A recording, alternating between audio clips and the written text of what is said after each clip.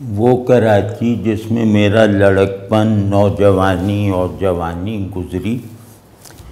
وہ کراچی ایک اعتبار سے دنیا کے بہترین شہروں میں شمار کیا جا سکتا تھا۔ مطلب وہاں ہر محلے میں 2-3 نادر روزگار ہستیاں موجود ہوا کرتی تھیں، اور ان میں سے اکثر کو نام و نمود سے کوئی مطلب نہیں تھا۔ ان میں سے 90% سے زیادہ جو فخر روزگار ہستیاں ہیں وہ بالکل گمنام رہ گئیں، بلکہ زندہ بھی تھیں تو گمنامی ہی کے جیسے حجرے میں رہیں، اور اس سے باہر نکلنا انہوں نے پسند نہ کیا۔ تو مطلب یہ وہ کراچی نہیں تھا۔ مجھے سچی بات ہے کہ جو لوگ سن 80 کے بعد پیدا ہوئے ہیں کراچی میں یا چلو پاکستان بھر میں، مجھے ان کے سلسلے میں ان کی طرف سے افسوس ہوتا ہے کہ انہوں نے بڑے لوگ نہیں دیکھے، انہوں نے فطری انسان نہیں دیکھے، انہوں نے چلتے پھرتے استغنا کے جو مجسمے ہیں وہ نہیں دیکھے، اور اس کے ساتھ ساتھ وہ ماحول جس میں ہر آدمی کی انفرادیت محفوظ اور ظاہر تھی۔ مطلب ہر آدمی کوئی نہ کوئی ایسا وصف، کوئی نہ کوئی ایسا شغل رکھتا تھا جو اسے باقی تمام لوگوں سے منفرد کر دیتا تھا۔ اب نہ انفرادیت رہی نہ اجتماعیت رہی، تو اس ماحول میں پلنے بڑھنے والے لڑکوں کو بالکل پتہ نہیں ہے، مطلب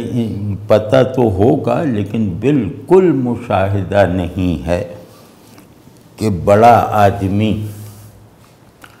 اور بالکل نیچرل آدمی جس کو اپنی مطلب پوزیشن وغیرہ سے یا اپنا نام بنانے سے ذرہ برابر دلچسپی نہ ہو، وہ کیسا ہوتا ہے۔ تو بہرحال آج ہمیں کراچی کی پہچان تھی جو ایک شخصیت اور ہستی، اس کا تذکرہ کرنا ہے، اور مطلب یہ کہ وہ بزرگ تھے، صوفی تھے، پیر تھے، اور صاحب معرفت لوگوں میں اپنے ہم عصروں میں ان سے کوئی نزدیک بھی نہیں تھا پورے ہندوستان پاکستان میں۔ اور پھر یہ کہ نہایت حسن کلام بلکہ سحر کلام کے مالک تھے، نہایت روادار تھے، نہایت بے تکلف تھے۔ مطلب آپ ایسے بڑے آدمی کا تصور کریں جو اپنے چھوٹوں میں گھل مل کے رہتا ہو، اپنی بڑائی کا احساس دلائے بغیر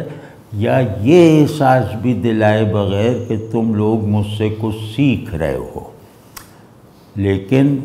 اس کے باوجود ان کی مجلس میں شریک ہونے والے اکثر لوگ ان کے سامنے ایسے ہی مؤدب رہتے تھے جیسے کہ وہ کوئی آدمی اپنے شیخ کامل کے آگے مؤدب رہتا ہے۔ مطلب کوئی ان سے بے تکلفی نہیں کر پاتا تھا، ان کے ایک عجیب سا ان کی پریزنس تھی، ان کی ظاہری وجاہت بھی اتنی زیادہ تھی کہ لوگوں پہ ایک جیسے خوشگوار سا روب طاری رہتا تھا، مطلب وہ روب اچھا لگتا تھا کہ وہ۔ تو یہ تھے بابا صاحب ذہین شاہ تاجی رحمہ اللہ۔ تو کراچی میں کوئی وہ کراچی کا نہیں ہے جو بابا صاحب کو نہ جانتا ہو، مطلب ان کی یہ وہ۔ تو بابا صاحب جو ہیں ذہین شاہ صاحب، یہ جامع الحیثیات شخصیت تھے، ان کی کئی جہتیں تھیں، اور اپنی ہر جہت میں یہ ایک منفرد آدمی تھے. تو وہ میں بھی عرض کرتا ہوں. غالباً سن 68 کا واقعہ ہے یا 69 کا غالباً. ہاں نہیں، سن 70 یا 71 کا واقعہ ہے کہ سلیم بھائی نے مجھ سے کہا کہ ٹیکسی لے آؤ. اطہر نفیس ان کے گھر جہانگیر روڈ پر بیٹھے تھے، تو ہمیں بابا صاحب کے درس میں جانا ہے. سلیم احمد ان کے بہت معتقد تھے. معتقد ان معنی میں نہیں، ان کے علم کے معتقد تھے، مطلب ابن عربی پہ یہ اتھارٹی تھے. تو وہ فصوص الحکم کا درس ہوا کرتا تھا بابا صاحب کے یہاں ہر ہفتے.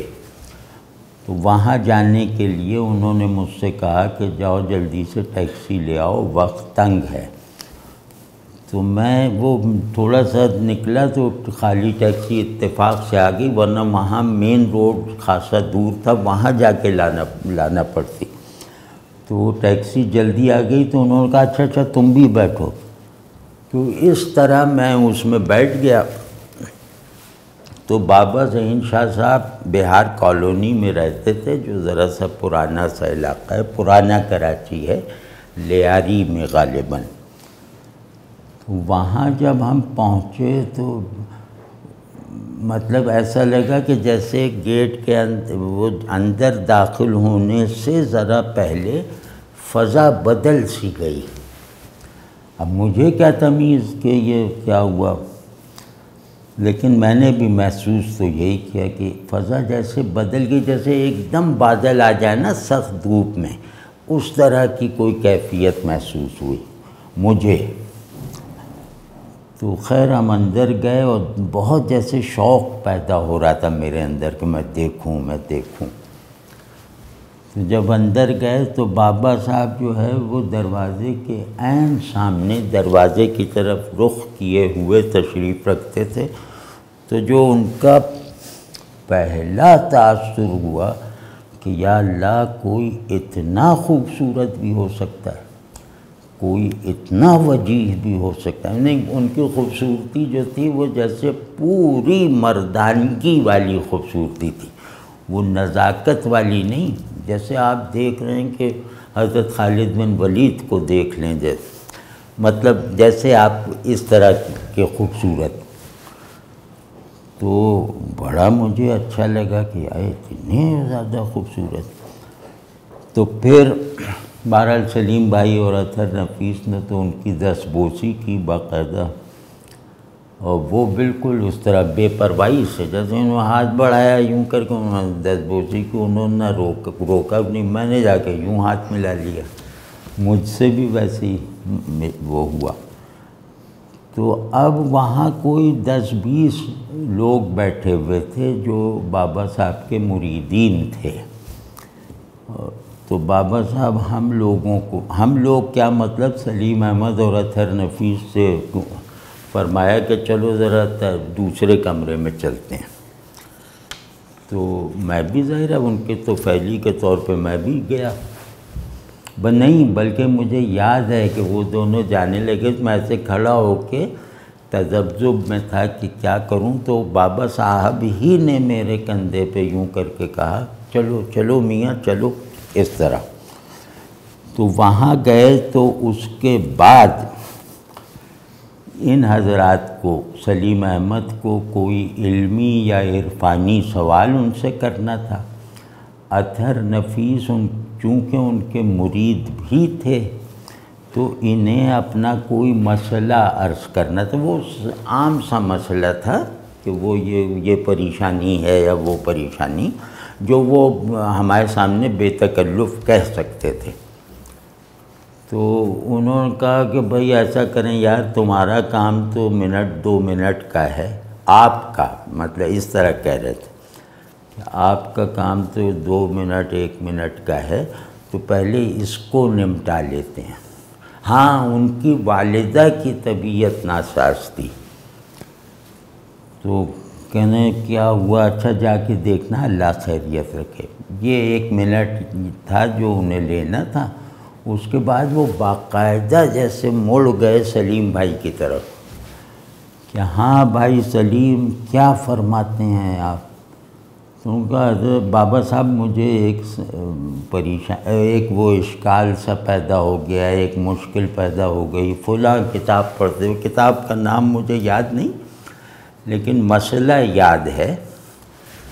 تو اب مسئلہ یہ تھا کہ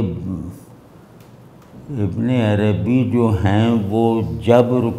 کے خلاف سب سے بڑی دلیل کے طور پر یہ کہتے ہیں کہ آیان ثابتہ، یعنی کہ اللہ کے علم میں ہم تھے تو ہم نے جو کچھ اللہ سے مانگا وہ اللہ نے ہمیں دے دیا، یعنی یہاں ہم جو کچھ ہیں یہ اپنی ہی ڈیمانڈ پہ ہے۔ تو وہ کہتے ہیں کہ وہاں کیسے علم الہیہ میں غیر الہ کا اختیار اور شعور کہاں رہ سکتا ہے؟ ایک تو یہ، اور دوسرے یہ کہ وہ ہم کہاں ہیں؟ ہم یہاں مصیبتیں جھیل رہے ہیں تو یہ مصیبتیں کوئی ہم نے مانگی تھیں وہاں سے؟ تو اس کا آپ ذرا حل بتا دیجئے۔ تو بابا صاحب نے 1 2 3 شاید فقرے کہے ہوں، کیونکہ سلیم احمد بہت قابل آدمی تھے نا، بہت مباحث جانتے تھے، تو ان کو 2 3 فقرے انہوں نے کہے، اور مطلب وہ فقرے شاید اس طرح کے تھے کہ آیان ثابتہ اور ہمارے عین ثابت اور ہم میں کوئی تعلق نہیں ہے، کوئی نسبت نہیں ہے، اور نہ ہمارا عین ثابت جو ہے وہ اختیار کا مالک تھا، بلکہ اللہ نے اس کی فطرت میں ایک اختیار پیدا کر کے اس کے مطلوبات اس فطرت شعوری کو کے سامنے رکھ دیے کہ ان میں سے جو چاہے چوز کر لو، اور وہ سب چیزیں کفر و ایمان کی جہت سے تھیں، یہ بے روزگاری اور روزگار اور غربت اور امیری کے پہلو سے نہیں تھیں۔ تو وہ فطرت جو اس وقت اپنے فیصلے کے لیے آزاد تھی، اس نے اس وقت، کیونکہ کفر علم الہیہ میں بھی ایک تقدس رکھتا ہے نا کہ معلوم الہی ہے، تو جس نے ادھر کہا وہ ادھر سے جڑ گیا، جس نے ایمان پسند کیا وہ مومن ہو گیا، اس طرح کا یا اس سے ملتا جلتا، لیکن یعنی میں کہہ سکتا ہوں کہ اسی مفہوم میں انہوں نے جواب دیا، اور سلیم احمد کی نہ صرف تسلی ہو گئی بلکہ انہوں نے پھر اٹھ کے ان کے قدموں کو، اٹھ کے نہیں وہیں بیٹھے بیٹھے ان کے قدموں کو ہاتھ لگایا۔ تو اب مجھے جو ہے وہ کیونکہ اس وقت میں تھوڑا سمجھدار بھی تھا، مطلب زیادہ عمر تھی، تو مجھے یہ جواب اب ٹھیک نہیں لگا۔ مثال کے طور پر مطلب میں یہ کہہ سکتا ہوں کہ اس سلیم احمد کے سوال سنتے ہی وہ میرا مسئلہ بھی بن گیا، جیسے انہوں نے بیان کیا تو مجھے بھی لگا میرا بھی یہ مسئلہ ہے۔ تو مسئلہ تو میں نے قبول کر لیا، لیکن بابا صاحب نے جو حل بتایا وہ قبول نہیں کر پایا، مطلب مسئلہ اپنی جگہ رہ گیا۔ لیکن ایسا لگ رہا تھا کہ یہ کراچی میں اب تک ہم نے جو جگہیں دیکھی ہیں یہ سب سے اچھی جگہ ہے، مطلب ان سے تعلق سا محسوس ہوتا تھا، اور وہ چہرہ یہ بتاتا تھا کہ میں تمہاری تعریف سے بھی بلند ہوں اور تمہاری تنقید سے بھی بلند ہوں، جو چاہے کہو، مطلب یہ مجھے واضح طور پہ محسوس ہوا، اور یہ بات سب سے زیادہ اچھی لگی۔ تو اب اس کے بعد جو ہے جب وہاں سے ہم لوگ کوئی گھنٹے بعد انہوں نے کچھ کھلا پلا کے، وہ بہت ہی بڑے اچھے میزبان تھے، مطلب بہت اچھی اچھی چیزیں آنے والوں کو کھلانا اور یہ سب بہت زیادہ تھا۔ تو وہ گھنٹہ ہم وہاں رکے تو پھر اطہر نفیس نے کہا کہ بابا صاحب باہر کیا طالبین یا کوئی ایک خاص صیغہ استعمال کیا کہ وہ منتظر ہیں، ہمیں اجازت۔ انہوں نے کہا نہیں وہ تو منتظر کیا، ہم ان کے ساتھ بھی ہیں، تو کوئی وہ ہم ان کے ساتھ ہیں نا، وہ انہیں معلوم ہے۔ تو اب یہ جو ہوا تو میں نے کہا یار یہ تو بڑی پراسرار سی بات ہے۔ تو خیر وہاں سے ہم واپس آ گئے۔ تو جب بابا صاحب رخصت کرنے لگے نا، کھڑے ہو گئے آنے کے لیے اس کمرے میں مریدین کے، تو رخصت ہوتے ہوئے مجھے بھی میں نے کہا یا اطہر نفیس یا کسی نے، لیکن بہرحال ان کا مجھے یاد ہے کہ انہوں نے مجھ سے کہا تم بھی آتے رہا کرو، کوئی بات نہیں۔ تو وہ مجھے بڑا اچھا لگا۔ تو اس کے بعد میں نے سلیم بھائی سے کہا کہ دیکھیں آپ کے سامنے بابا صاحب نے کہا ہے کہ تم بھی آتے رہا کرو، تو میں فصوص میں فصوص کے درس میں جانے کے لیے ٹیکسی پہلے سے لے آیا کروں گا، تو آپ بس ہم لوگ چلیں گے۔ تو کہنے لگے کہ ہاں ہاں کیوں نہیں، کیونکہ وہ جانتے تھے میں مولانا ایوب صاحب کے درس وغیرہ میں بیٹھ چکا ہوں۔ تو وہ اب پہلا جو درس فصوص میں نے سنا، وہ جیسے عبارت پڑھ دی گئی، ترجمہ بتا دیا گیا، اور جو ہیں وہ حاضرین وہ ہیں جن کی رجسٹریشن وہاں ہر آدمی نہیں جا سکتا تھا، بابا صاحب جس کو اجازت دیں وہی آتا تھا، تو اس میں ان کے مریدین کم سے کم ہوتے تھے، یہی باہر کے لوگ ہوتے تھے۔ تو اب ان لوگوں میں ذرا بتاؤں کہ کون لوگ ہوتے تھے۔ مستقل حاضرین میں پروفیسر ابا حلیم جو اس وقت کراچی یونیورسٹی کے وائس چانسلر تھے اور بہت بڑے اصحاب علم اور وجاہت میں ان کا شمار ہوتا تھا، مطلب یہ آپ سمجھیں کہ ایوب خان ان کا ادب کرتا تھا۔ تو پھر وہ مولانا منتخب الحق صاحب قادری، وہ خود بڑے صاحب حال صوفی اور بہت معقولی تھے، مطلب وہ فلسفے وغیرہ میں انتہا درجے کی مہارت اور تبخر رکھتے تھے۔ تو اسی طرح ڈاکٹر منظور احمد صاحب ماشاءاللہ زندہ ہیں، اللہ انہیں صحت کے ساتھ سلامت رکھے، اب 90+ ہو گئے ہوں گے۔ تو وہ آتے تھے، یہ شعبہ فلسفہ میں تھے کراچی یونیورسٹی میں، اور لوگ جانتے ہیں، آپ لوگ بھی شاید جانتے ہوں۔ اور پھر پروفیسر کرار حسین صاحب تھے، جو جن کا طوطی بولتا تھا اس وقت گفتگو میں، لیکچرز میں، یہ ہمارے سلیم بھائی کے بھی استاد تھے۔ تو یہ آتے تھے۔ سید محمد تقی صاحب، وہ جان ایلیا کے بڑے بھائی، اس وقت جنگ کے ایڈیٹر تھے، چیف ایڈیٹر، وہ فلسفے کے ماہر تھے، وہ آتے تھے۔ پھر شاہ رکن الدین مجددی صاحب، ایک بڑے صاحب حال بزرگ اور نقشبندی مجددی سلسلے میں اس وقت کراچی میں سب سے بڑے بزرگ اور آدمی سمجھے جاتے تھے، مطلب وہ زوار شاہ صاحب رحمۃ اللہ علیہ کی ٹکر کے مشائخ میں سے مانے جاتے تھے۔ تو وہ باقاعدگی سے، اسی طرح بابا صاحب کے ایک پیر بھائی تھے، وہ مرید نہیں تھے بابا صاحب کے، پروفیسر ایم عالم صاحب، جو اس وقت بیروت امریکن یونیورسٹی میں شعبہ فلسفہ کے ہیڈ تھے، لیکن اتنا شائستہ و شستہ، اتنا ہمبل، اتنا خوشگوار آدمی میں نے تو اپنی زندگی میں کم ہی دیکھا ہے۔ وہ ان کے پیر بھائی تھے، لیکن مریدوں سے زیادہ ان کا ادب کرتے تھے ذہین شاہ صاحب کو، اور ذہین شاہ صاحب کے تقریباً وہ ہم عمر تھے یا کچھ زیادہ تھے عمر میں، لیکن اتنے بڑے فلسفیانہ ذہن کے ساتھ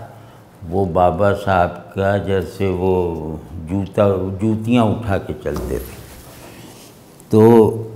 اس طرح کے اور لوگ بھی تھے جو کراچی میں بہت فلسفے سے تعلق رکھنے والے، یا ادب سے، یا پھر مذہب سے تعلق رکھنے والے لوگ بہت آتے تھے، اور ان میں ہمارے مولانا ماہر القادری بھی تھے، پنکچول تھے، اب مولانا ماہر القادری شاعر تھے اور پرچہ ایک نکالتے تھے فاران، وہ بڑا زبردست پرچہ تھا، جماعت اسلامی کے سے بہت شدت کے ساتھ جڑے ہوئے تھے، مولانا مودودی کے ذاتی دوست بھی تھے اور بہت بہادر آدمی تھے۔ وہ سلیم بھائی بتاتے ہیں ان کی بہادری کے قصے، تو وہ پتہ نہیں وہ ان سے جڑے ہوئے تھے اور آتے تھے۔ ان کا بھی میں بعد میں بتاتا ہوں کہ ان کی حیثیت سب سے الگ تھی۔ تو اب یہ اس طرح کے حاضرین کوئی 30 کی تعداد میں بیٹھے ہوئے ہیں، 30 35 یا 25 یہ۔ اب بابا صاحب وہ فصوص کی عبارت پڑھی گئی، ترجمہ سنا دیا گیا، اب بابا صاحب جو ہے نا استغراق میں چلے جاتے تھے، وہ سنتے سنتے یوں، اور پھر جب وہ عبارت ختم ہو گئی تو اس کے بعد بھی 1 آدھ منٹ ایسے رہتے تھے، اور پھر بالکل آہستہ آہستہ چہرہ اٹھاتے تھے، اور جب پورا ایسے ہو جاتی تھی گردن تب آنکھ کھولتے تھے، اور وہ یوں لگتا تھا کہ جیسے کوئی مطلب انہیں یہ کسی غیبی راز کو وصول کر رہے ہیں اور اس کے اظہار کے لیے درکار ادب اور صلاحیت وہ یوں سر اٹھانے میں حاصل کر رہے ہیں۔ تو پھر جیسے یوں لگتا تھا کوئی کلی جو ہے نا، واقعی کہ ایک کلی ہے جو پھول بن رہی ہے، ان کا یہ جو انداز تھا نا وہ اس طرح کا تھا۔ اور وہ پھر بعد میں پتہ چلا کہ وہ ابن عربی، شیخ اکبر محی الدین ابن عربی ان کو بتاتے تھے یا کیا، بہرحال ایک عجیب پیچیدہ سا وہ تھا۔ تو ہمیں اس سے دلچسپی نہیں تھی، ہمیں یہ بہت اچھا لگتا۔ اب جب وہ بولتے تھے تو سب استغراق میں چلے جاتے تھے، یوں سب اس طرح سنتے تھے، بالکل مؤدب بے حس و حرکت ہو کر یوں سنتے رہتے تھے۔ بابا صاحب بولتے تھے، اور بابا صاحب کا بولنا ایسا تھا کہ جیسے لفظوں کو نئے سرے سے پال پوس کر وہ زبان سے ادا کر رہے ہیں، بالکل پالش کر دیتے تھے، ان کے اندر بھی جیسے روشنی سی کوئی اور ڈال دیتے تھے، اور آہستہ آہستہ، مطلب تیز نہیں بولتے تھے، تھوڑا ٹھہر ٹھہر کے، مطلب مجھ سے بھی زیادہ ٹھہر ٹھہر کے وہ بولتے تھے، اور لوگ اس طرح سن رہے ہیں۔ اور جب گھنٹہ ڈیڑھ گزر جاتا تھا اور اس مقام کی شرح ہو جاتی تھی اور بابا صاحب کہتے تھے ہاں یہ ایک خاص انداز تھا، تو اس پہ سب لوگ جیسے یوں چونک جاتے تھے، مطلب وہ جیسا لگتا تھا کہ ٹرانس میں سے نکلے ہیں، سب ایسے یوں چونک کے کہ ختم ہو گیا۔ تو اور کسی کو اجازت نہیں تھی کہ کوئی واہ واہ کرے، کوئی تعریف کرے، کچھ بھی نہیں، یوں پھر جس کو سوال کرنا ہو وہ کر لیتا تھا، بابا صاحب پھر پان وان کھا کے اس کا جواب دیتے تھے۔ تو اس میں نے اتنے بڑے لوگوں کا جب یہ حال دیکھا تو مجھے سمجھ میں نہیں آتا، میں یہ سمجھ آتا کہ سب کچھ جیسے پتہ نہیں کیا ہے، کوئی ڈرامہ سا چل رہا ہے یا کیا، کیونکہ میں مولانا ایوب صاحب کے ہاتھ کا تھا، لیکن مجھے یہ سب برا نہیں لگتا تھا، خوشگوار لگتا تھا، ایسے ہی خوشگوار جیسے آپ کوئی اچھا پلے دیکھ لیں، اور بابا صاحب کے بارے میں کوئی برا تاثر ان کی شخصیت کے بارے میں نہیں پیدا ہوتا تھا۔ عجیب سی باتیں تھیں وہاں، بات ان کی کوئی نہیں میری سمجھ میں بھی نہیں آتی تھی، اور آ بھی جاتی تو میں قبول نہ کر پاتا،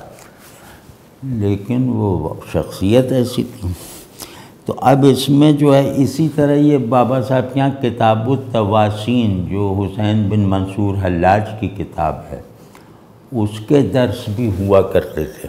ان میں ہمارا جانا تو 1 آدھ بار ہی ہوا ہوگا، اس میں تو زیادہ سے زیادہ 8 9 10 آدمی ہوتے تھے، اور وہ بابا صاحب پورا اہتمام کرتے تھے، جیسے کمرہ ایک ساؤنڈ پروف کر لیتے تھے، مطلب اس میں لگتا تھا جیسے چھپ چھپ کے پڑھا ہے، تو وہ ہمیں نہیں معلوم کہ اس میں کیا ہوتا تھا، لیکن کتاب التواسین کی شرح بھی انہوں نے مکمل کی، فصوص الحکم کی شرح بھی مکمل کی، اور فتوحات مکیہ پہ بھی بہت کلام کیا، لیکن وہ اس کی ضخامت کی وجہ سے مکمل نہ ہوئی وہ۔ تو اب ایک مرتبہ ایسا ہوا کہ میں ایک ہمارے بزرگ تھے، بہت دلچسپ آدمی، راغب مراد آبادی۔ راغب مراد آبادی اور رئیس امروہوی کی یہ شہرت بھی تھی اور تھے بھی ایسے ہی کہ ہم اتنی تیزی سے گفتگو نہیں کر سکتے جتنی تیزی سے وہ شعر موضوع کر لیتے تھے، اور یہ تھا، میں نے دونوں کو دیکھا ہوا ہے، دونوں ایسے ہی، بس آپ کہیے کہ رئیس صاحب ذرا اس پہ شعر کر دیا۔ اور ایک عجیب واقعہ ہوا ہے، اس زمانے کوئی آدمی ہو، بہت ہیں وہ جانتے ہیں، ریڈیو پاکستان پر ایک پروگرام کیا گیا کہ راغب مراد آبادی اور رئیس امروہوی کا انٹرویو لیں گے اور دونوں منظوم گفتگو کریں گے، یعنی بحر میں، اور وہ آدھے گھنٹے پون گھنٹے کا انٹرویو اسی طرح ہوا بغیر کسی اسکرپٹ وغیرہ کے، ایسے ہی ہوتا رہا۔ اور راغب مراد آبادی صاحب کی ایک اور حیثیت بھی تھی، اس میں بھی ان کا کوئی شریک نہیں تھا، وہ یہ تھا کہ انہیں بہت لوگ مشاعروں کا ناظم بناتے تھے، وہ جو اعلان کرتے ہیں کہ فلاں شاعر تشریف لائیں فلاں، تو یہ ہر شاعر کا تعارف قطعے یا رباعی میں کرواتے تھے، ہر شاعر کا اسی وقت۔ مجھے معلوم ہے وہ پہلے سے نہیں سوچ کے جاتے تھے، جیسے اچانک کوئی آ گیا کہ راغب صاحب یہ ابھی آئے ہیں، ان کو بھی بلا لیجیے، تو اسی وقت، اور بالکل کوئی تکلف نہیں، بلکہ اللہ جانے کیا صلاحیت تھی کہ کوئی غور نہیں، کہ آدمی تھوڑی دیر سوچتا ہے نا کچھ لکھنے سے پہلے، کچھ بھی نہیں، کھٹ کھٹ کر لکھ دیتے تھے۔ تو بہرحال یہ ایسے تھے، اور ان کے بھی تعلقات ذہین شاہ صاحب سے مطلب قریبی بھی تھے اور قدر بے تکلفی کے بھی تھے۔ تو ایک دن یہ مجھے اور غالباً فراست رضوی جو ان کے زیادہ قریبی تھے اور ان کے ماتحت بھی تھے، تو ہم لوگ گئے بابا صاحب کے یہاں، تو بابا صاحب بیٹھے تھے اور غالباً ایک دو ہی کوئی اور تھا۔ تو راغب صاحب کا اس وقت ایک سوال تھا جس پہ وہ بہت فخر کرتے تھے، اور وہ سوال جو ہے وہ یہ، کیونکہ جوش ملی آبادی کے حامی تھے، تو جوش کو بڑا شاعر بنانے کی کوئی بھی کوشش اقبال کو چھوٹا قرار دیے بغیر نہیں ہوا کرتی تھی، یہ مزاج تھا وہاں کا۔ تو اب یہ جوش کو بہت بڑا شاعر، اور جوش کے یہ بہت ساتھی قریبی، تو یہ ان کا ایک چیلنج تھا سب کو، مطلب بھولے آدمی تھے نا، کہ اقبال نے مردود قرآن لفظ کو سب سے بڑا بنایا ہے۔ تو مردود قرآن لفظ کا مطلب ہے عشق، اقبال کے یہاں ہے نا کہ عشق یہ اور عشق وہ، تو راغب صاحب کہتے تھے کہ یہ عشق کیا ہے، یہ تو مسلم شاعر تھے، تو ان کو محبت کیوں نہیں استعمال کیا، خوب عشق تو متروک نہیں،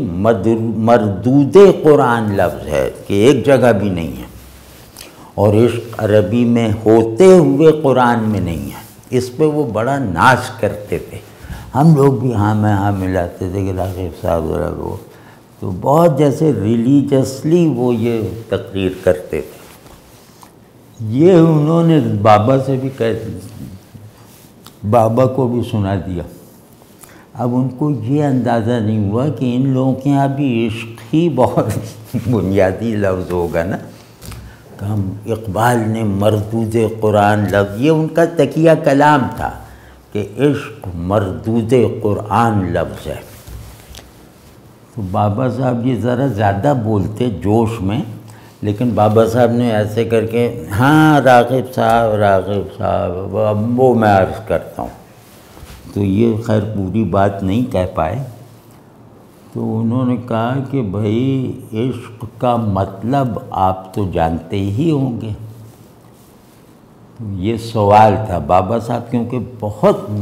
متواضع، مطلب بہت زیادہ وہ تھے بامروت. تو انہوں نے کہا جناب کیوں نہیں، عشق کا مطلب یہ اور عشق کا مطلب وہ، اتنے زیادہ عجیب سے مطلب تھے کہ یاد بھی نہیں رہے. انہوں نے کہا نہیں راغب صاحب معاف کیجیے گا معاف. اور یہ کہہ کے انہوں نے عشق کو اس کے مادے سے بتانا شروع کر دیا کہ وہ عشق کا کوئی بیل ہوتی ہے، وہ جس پیڑ پر چڑھ جائے اس کو کھا جاتی ہے. تو عشق کی بہار فنا ہے، اس کی بہار ہی اس میں ہے کہ وہ جس درخت سے لپٹے اس کو فنا کر دے. تو عشق اور عشق، اور پھر ایک حدیث بھی انہوں نے سنائی، اس میں عشق کا لفظ تھا. گو کہ وہ حدیث بعد میں پتہ چلا کہ وہ نہیں ٹھیک، لیکن بعد انہوں نے دلیل میں سنائی کہ جس نے عشق کیا کسی خاتون سے اور اس کو چھپائے رکھا تو پتہ نہیں اس کو بڑا اجر ملا.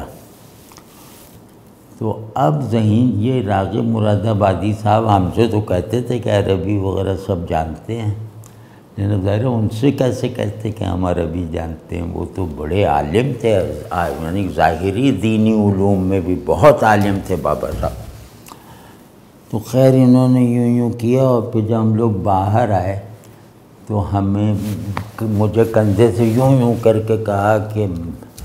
میں بابا صاحب سے متفق نہیں ہوں، لیکن میں نے ظاہر بڑے ہیں جواب نہیں دیا. تو میرا جواب میں انشاءاللہ تمہیں سناؤں گا بابا صاحب کے رد میں. ہم نے کہا ٹھیک ہے. ہم نے کہا کہ ظاہر ہے آپ کا جواب ہوگا ہی. تو وہ ایک تھا جس سے مجھے یہ پتہ چلا کہ بابا صاحب لغت وغیرہ بھی بہت جانتے ہیں. انہوں نے کچھ شعر بھی عربی کے پڑھے، اور پھر اس میں فقہ پہ بھی گفتگو ہوئی، اور یہ کہا کہ اس زمانے میں عشق کا لفظ صرف عشق مجازی میں صرف ہوتا تھا. تو اب قرآن اس بات کو نہیں توڑنا چاہتا تھا نا کہ نہیں عشق مجازی غلط، عشق حقیقی صحیح، تو وہ نہیں. تو اس وجہ سے عشق اس لیے نہیں استعمال کیا کہ ان لوگوں کو بالکل اجنبی لگتا، اس وجہ سے محبت استعمال کیا یا حب. اور کہنے ہاں انہوں نے کہا کہ ارے راغب صاحب حب کی آپ اتنی زیادہ تصغیر کر رہے ہیں، تصغیر کا مطلب اسے چھوٹا بنا رہے ہیں، یہ تو ہماری سمجھ میں نہیں آیا. تو پھر انہوں نے بتایا حب کوئی مادہ بتایا کہ حب کہتے ہیں پیالے کا چھلک پڑنا، اس کو حب کہتے ہیں. تو یہ آپ معمولی چیز نہ سمجھیں. تو یہ کہہ کے انہوں نے رخصت کیا. تو اب میں مطلب ان کے بارے میں جیسے چھوٹی چھوٹی ایک تفصیل آج ان کی شخصیت پہ عرض کروں گا، اور اگلی نشست میں ان کی شاعری پہ بات کریں گے. بہت اہم شاعر ہیں بابا صاحب متصوفانہ شعری روایت میں. تو بابا صاحب کے جو قریبی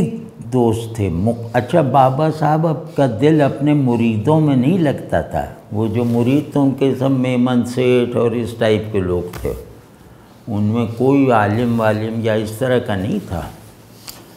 یہ ان کا دل لگتا تھا جو لوگ ان سے بحث کریں، مطلب اپنے کسی طرح کے معتقدوں میں بیٹھ کے یہ خوش نہیں ہوتے تھے، چاہے وہ علمی معتقد ہوں چاہے وہ طریقت میں ہوں، خوش نہیں ہوتے، ایسے ہی بس جیسے بیزار سے بیٹھے رہتے تھے. لیکن کوئی بحث مباحثے والا آ جائے اور دوست ہو تو بڑے خوش ہوتے تھے. تو ان میں آپ یہ سمجھیے کہ ان کے 3 دوست ایسے تھے جو انہیں سب دوستوں اور مریدوں سے زیادہ محبوب تھے. ایک تو کیونکہ لاہور میں تھے تو ان کا تو ہم نے نہیں دیکھا، لیکن جو 2 کراچی میں تھے وہ اگر کچھ وقت گزر جانے پہ نہ آئیں تو بابا صاحب گاڑی بھیج کے بلواتے تھے۔ تو وہ دوست تھے جوش ملیح آبادی، مولانا ابو الخیر صاحب مودودی رحمہ اللہ، جو مولانا مودودی کے بڑے بھائی تھے، اور مولانا ماہر القادری جن کا میں نے ذکر کیا۔ تو جوش ملیح آبادی سے جو ہے وہ، ہاں ابھی ایک پہلو بتا دیا کہ یہ ہیں، اور پھر یہ کہ بابا صاحب بطور شیخ، یہاں اس کا مطلب بابا صاحب بطور دوست اور ان کے قریب ترین دوست یہ ہیں۔ اب بطور شیخ جو تھا ان کے یہاں کشف بہت ہوتا تھا۔ اچھا ہاں، کشف پہ یاد آیا کہ اطہر نفیس واقعی یہ تو ہمارا دیکھا ہوا، واللہ جانے کیسے ہوا، لیکن وہ جب گئے تو ان کی والدہ اسپتال میں ٹھیک ہو گئی تھی۔ تو وہ پتہ چلا وہ جو 1-2 منٹ کہہ رہے تھے وہ اپنی بات کا وہ دورانیہ نہیں بتا رہے تھے، وہ 1-2 منٹ ہی میں ٹھیک ہو گئی تھیں۔ یہ بہرحال جیسا کہ اطہر نفیس نے مجھے بتایا،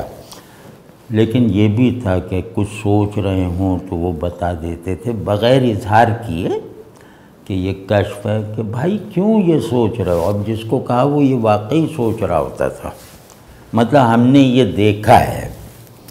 اور پھر مطلب مریدوں میں یہ ہوتا تھا اور نہیں۔ پھر یہ کہ مریدوں کی مالی مدد کرتے تھے، یعنی باپ بن کے رہتے تھے، سرپرست بن کے رہتے تھے۔ تو کوئی غریب ہے اس کو مدد، کیونکہ ان کے بہت امیر لوگ مرید تھے، بہت زیادہ، تو وہ کسی سے بھی کہہ دیتے تھے اس کا خرچہ چلاؤ، اس کا وہ کرو، لیکن یہ مریدوں کی تکلیفوں کو بہت اہمیت دیتے تھے۔ اور لیکن یہ کہ ان سے علمی گفتگو یا عرفانی گفتگو کا تعلق نہیں رکھتے تھے۔ بابا صاحب مریدوں کے حلقے میں زیادہ تر جیسے ان کے مسائل سننا اور ہوں کرتے تھے،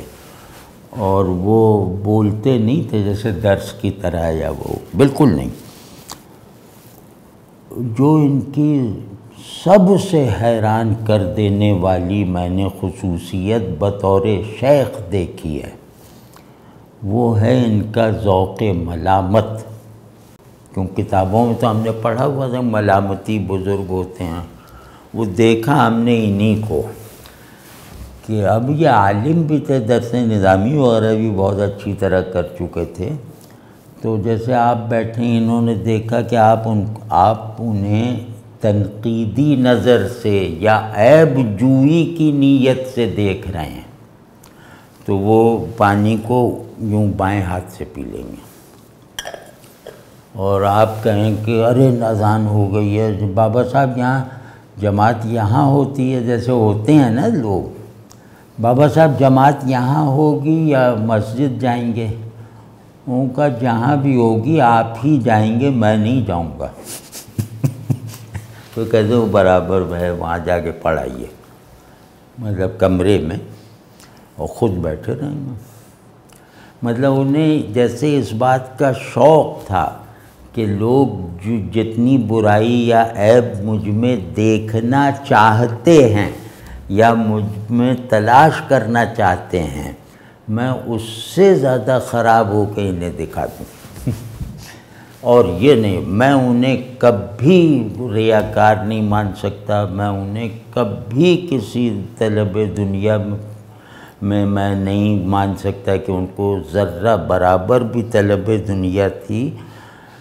انتہائی امیرانہ زندگی گزارتے ہوئے بھی، اور وہ سب ان کے مریدوں کا دیا ہوا ہوتا تھا،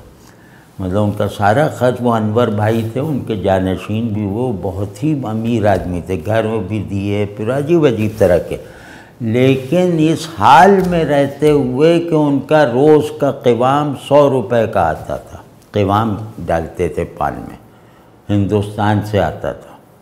100 روپے بہت ہوتے ہیں ایک دن میں خرچ کرنے کے لیے اس زمانے میں، تو ان کا تو قوام ہی اتنے میں آتا تھا، بہترین جو کپڑا ہو سکتا ہے وہ ان کا سلتا تھا، ہر چیز بہترین، لیکن کسی بھی چیز کی طرف ملتفت میں نے انہیں کبھی نہیں دیکھا، یہ واقعی یہ میرے دل کی گواہی ہے کہ اتنے امیرانہ ٹھاٹ باٹ سے دیکھتے ہوئے بھی دل میں یہ نہیں آیا کہ یہ کوئی فراڈ ہے، نعوذ باللہ، بالکل نہیں۔ ان کے علوم سے اختلاف ہے، اب بھی ہے، لیکن ان کے اوپر میں یہ نہیں کہہ سکتا کہ کوئی ان کے کردار پہ انگلی، جیسے آپ بیٹھے ہوئے ہیں، یہ جماعت اسلامی کے یا اس طرح کے مولانا حضرات جاتے تھے انہیں زیر کرنے کے لیے، تو اب آپ بیٹھے ہیں، اچانک ان کی کوئی فلمی اداکارہ آ گئی ملنے، فلمی اداکارائیں بہت ان سے ملتی تھیں، تو وہ فلمی اداکارہ آ گئی، وہ اپنے اس بیہودہ لباس پہ بس دوپٹہ ڈال کے آ گئی، تو اب یہ ایسے بیٹھے ہیں نا، تو اب آپ لوگ دیکھ رہے ہیں تو وہ اس کو یہاں بٹھا لیں گے اور یوں کر کے ایسے، اور بھائی کیا حال۔ لیکن یہ میں نے اور حال میں نہیں دیکھا، جیسے کئی مرتبہ ہوا کہ سلیم بھائی کی ہم لوگ بیٹھے ہوئے ہیں اور بھی کچھ لوگ، تو ہم تو کوئی مذہبی نہیں تھے، تو وہ کوئی آیا کہ فلاں خاتون آئی ہیں، یہ آئی ہیں، تو ان کا بھائی ان سے کہو کہ یا تو بعد میں آئیں یا 2 گھنٹے بعد ملوں گا، مطلب ہمارے سامنے کبھی نہیں اس طرح، کیونکہ ہم ان کی عیب جو ہی نہیں کرتے تھے نا، اور ہمیں تو نماز بھی پڑھوائی ہے، مطلب میں نماز پڑھتا تھا، نہ سلیم بھائی پڑھتے تھے، نہ اطہر نفی، ہم لوگ تو ایسے ہی بس صوفی تھے مطلب، تو انہوں نے کہا کہ بھائی وہ مصلی لگاؤ یہاں پہ، اور ہم تینوں کی طرف روک کر کے پوچھا کہ وضو تو ہوگا، وضو کا کیا سوال تو کہنے بھائی ان لوگوں کو وضو کرواؤ، اب ظاہر ہے وہ اٹھنا پڑا، وضو جا کے کیا، اور سلیم بھائی کو وضو کرنے میں بھی مشکل پیش آ رہی تھی، وہ پانی ان کے اوپر گر رہا ہے اور پتہ نہیں کیا کیا ہو رہا تھا، تو ہم لوگ اسی طرح آ کے کھڑے ہو گئے۔ اچھا میں تو تھوڑا بہت نماز پڑھ لیتا تھا، یہ دونوں تو بہت ہی کم، تو اب کھڑے ہیں، انہوں نے نماز پڑھانا انہوں نے شروع کر دیا، اور لمبی نماز، اور سری نماز تھی، یہ بھی نہیں کچھ سن کے دل لگ جائے، وہ پڑھتے ہی چلے گئے، اور پھر کہنے ارے بھائی جب سلام پھرا نا تو اب ایک دوسرا وہ آنے والا ہے، سلام پھرا تو کہنے لگے کہ ارے بھائی میں آپ لوگوں سے بہت معافی چاہتا ہوں، تو ہم نے کہا، ہم سمجھے کہ اس بات پہ طلب کر رہے ہیں معافی کا، ہمیں بھی مصلی پہ کھڑا کر دیا، تو ہمیں کہا ارے نہیں بابا صاحب یہ تو ہم سے بہت اچھی چیز ہو گئی، کہیں نہیں وہ جو پہلے والی 4 سنتیں ہیں وہ مجھے بھی اور آپ کو بھی پڑھنی بھول گئی، ایک دم ہم نے فرض شروع کر دیا، تو بھائی میں معافی چاہتا ہوں، تو 4 پڑھ لو پہلے اور پھر 2 بعد میں پڑھنا، مطلب جیسے ہمیں فقیہ کی طرح ترتیب بتا دی کہ یہ بہتر ہے، میری رائے یہ ہے، ویسے لوگ یہ بھی کہتے ہیں کہ 2 پڑھو پھر 4 پڑھو، لیکن میری رائے یہ ہے اگر تم لوگ اطمینان رکھتے ہو تو اس طرح پڑھو، وہ جیسے ہم لوگ اب ظاہرہ پڑھیں گے تو وہ پھنس جاتے تھے، تو ایسا نہیں ہے، انہوں نے مطلب وہ قرآن شریف پڑھتے ہوئے وجد میں آتے، ہم نے انہیں دیکھا ہے، تو خیر، تو بس ذوق ملامت تھا، آپ ذرا سا انہیں احساس ہو جائے کہ آپ ان میں کوئی عیب دیکھنا چاہتے ہیں تو وہ 10 عیب دکھا دیتے تھے، ایسے تھے وہ، تو اب اس میں یہ کہ جو ان کی میری نظر میں ان کی وہ مجلسیں سب سے پر لطف ہوتی تھی میرے لیے، جس میں مولانا ماہر القادری بھی آتے ہیں، میں نے بہت دیکھا، یہ بہت آتے تھے، اور زیادہ تر بابا صاحب گاڑی بھیج کے بلواتے تھے، ان کے پاس وہ نہیں تھی نا گاڑی وغیرہ، اور دور بہت ہیں یہ، بہت جیسے ان کا گھر اور ان کا گھر میرا خیال ہے کہ 30-35 کلومیٹر پہ ہوگا، تو خیر اب جیسے میں آپ کو 1-2 مناظر جیسے دکھاتا ہوں، فصوص سننے والے سر جھکائے بیٹھے ہیں، کہ اب شروع ہونے والا ہے، ماہر صاحب کے انتظار میں کہ یہ بیٹھ جائیں تو اب شروع کریں۔ تو ماہر صاحب جو ہیں اس یوں کر کے کیا مطلب وہ ایک دعا تھی، اب دعا بھی مجھے یاد تھی، یہ یا اللہ میرا ایمان محفوظ رکھنا، یا اللہ یہاں میرا ایمان محفوظ رکھنا۔ اب یہ وہ پڑھتے ہوئے آ کے بیٹھ گئے۔ اسی طرح ایک مرتبہ بابا صاحب کے یہاں عورتیں بھی بیٹھی ہوئی تھیں، مرد بھی عورتیں بھی، تو وہ جیسے عورتیں اس طرف ہیں تو ماہر القادری صاحب حسب معمول داخل ہوئے تو انہوں نے یوں عورتوں کی طرف سے یوں کر کے کہا لا حول ولا قوت الا باللہ، لا حول ولا،